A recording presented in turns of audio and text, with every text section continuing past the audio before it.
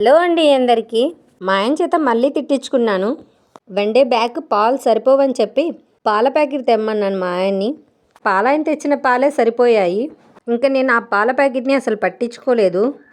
ఇక్కడ మేము తీసుకున్న ఫ్రిడ్జ్ సెకండ్ హ్యాండ్ది, అయితే పెద్ద ఫ్రిడ్జేనండి. కిందేమో కూల్ రాదు, డీ ఫ్రిడ్జ్లో అయితే బాగా కూల్ ఉంటుంది. డీ ఫ్రిడ్జ్లో అయితే పాల ప్యాకెట్ పెట్టి ఉంచాను. మా ఆయనకి ఈరోజు గుర్తొచ్చిందేమో, పాల ప్యాకెట్ తెమ్మన్నావు కదా, ఆ పాలు ఏం చేసావని అడుగుతున్నారు. అలానే ఉన్నాయి, ఈరోజు తోడు పెడతాను అని చెప్పాను.